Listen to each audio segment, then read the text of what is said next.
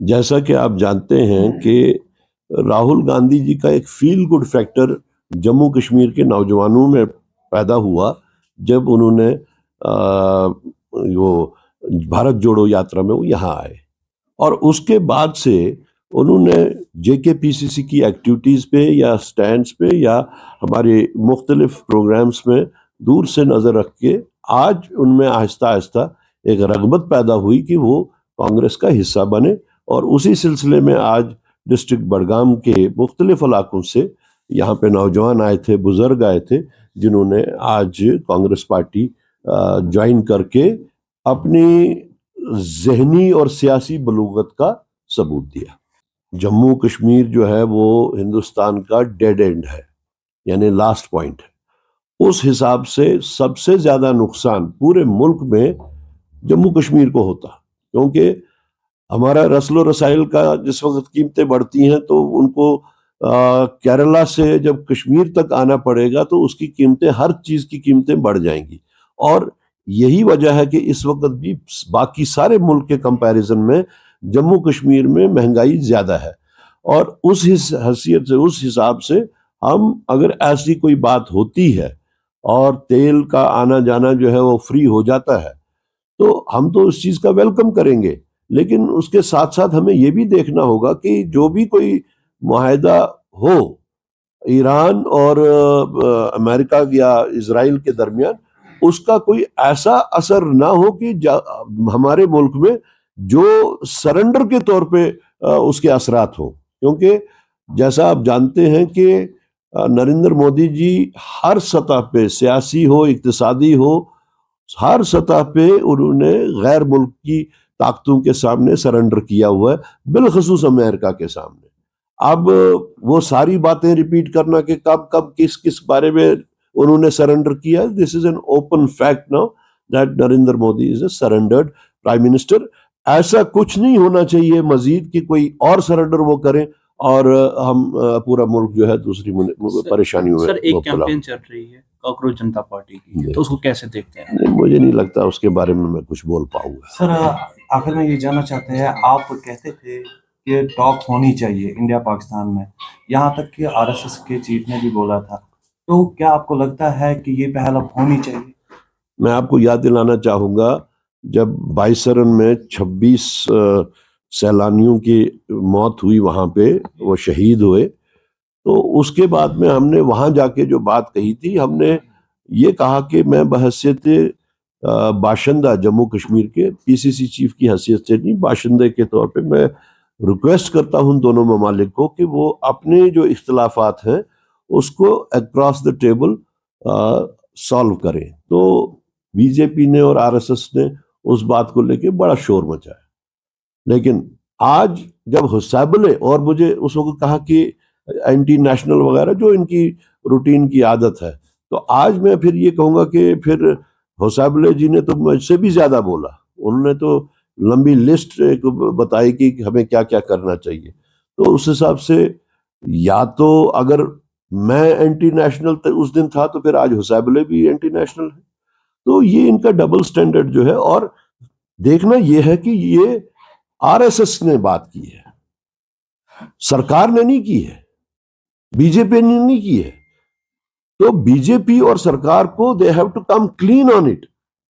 کہ جو بات حسابلے نے کی ہے کیا وہ اس بات کو انڈورس کرتے ہیں کہ نہیں کرتے ہیں، یہ بھی ایک بہت بڑا کوشچن ہے۔ دس ہیز بین ٹاکس کو فیور جو کر رہی ہے، talks are being favoured by R S S. Let B J P also say, let the government also say that we endorse Hosabale's aversions. ہم خوشی کا اظہار کریں گے کہ لداخ کو کچھ حاصل ہوگا، لیکن اس کے ساتھ ساتھ ہمیں بہت ہی افسوس ہے جس انداز سے government of India, B J P اور آر ایس ایس جموں اور کشمیر کو کے ساتھ میں جو ٹریٹمنٹ دے رہے ہیں،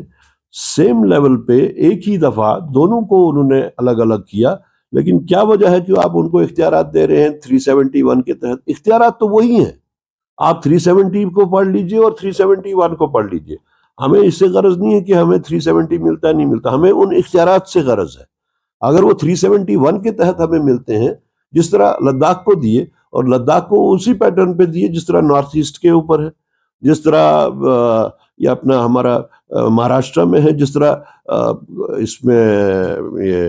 گوا میں ہے، جس طرح آندھرا میں، ایون گجرات میں بھی ہے 371 کا ایک چلن. لیکن جو ہمارے اختیارات، جو ہمارے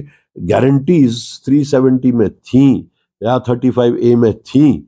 اس کو وہ 371 کے تحت جس طرح لداخ میں دیا جا سکتا ہے اس طرح یہاں بھی دیا جا سکتا ہے. لیکن جموں کشمیر کے ساتھ میں جو ان کا یہ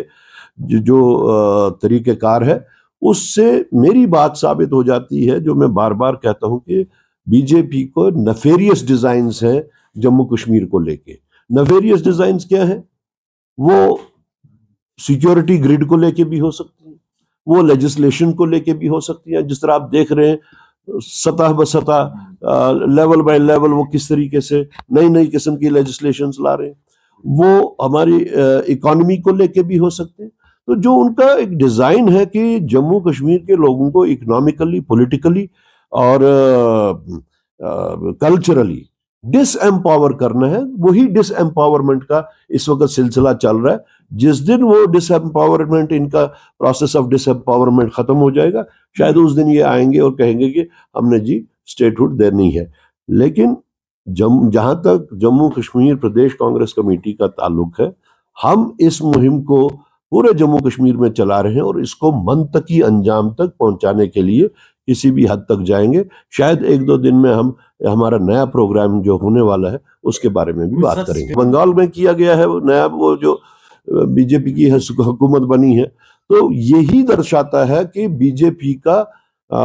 مقصد کیا ہے. ہندوستان میں ایک ہی زبان ہو، ایک ہی مذہب ہو، ایک ہی پارٹی ہو، اور جس طریقے سے وہ سسٹمیٹیکلی اس پہ چل رہے ہیں، وہ آنے والے دن جو ہے وہ بہت خوش آئند باتیں نہیں ہو رہی ہیں اس ضمن میں. تو ہمارا یہی ماننا ہے کہ بی جے پی کو ہر سطح پہ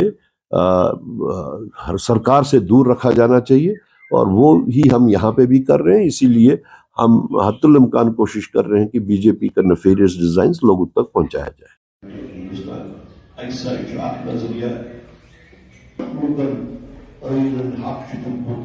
مذہبی چینلز پہ روزنس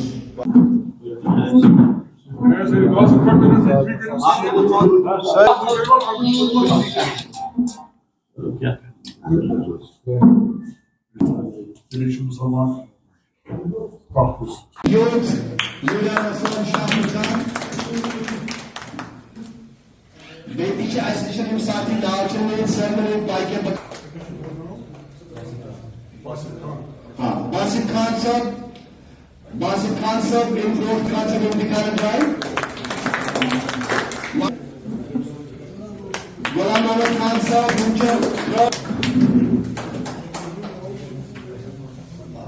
گلزار احمد صاحب، ڈاکٹر محمد شفیع، محمد طارق صاحب، حفیظ صاحب، عمر فاروق صاحب، اس کے لیے باسط خان صاحب، عبید رشید صاحب، مباشر صاحب، حبیب صاحب،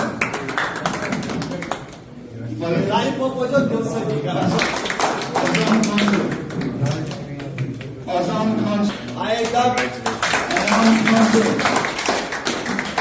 فیضان احمد، عبد الرحیم خان صاحب، حاجی محمد یوسف شاہ صاحب،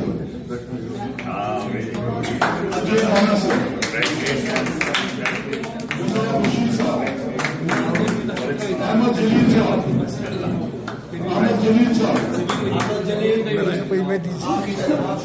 محمد شیخ صاحب، بشیر احمد صاحب، عرفان بشیر صاحب، غلام محمد خان صاحب،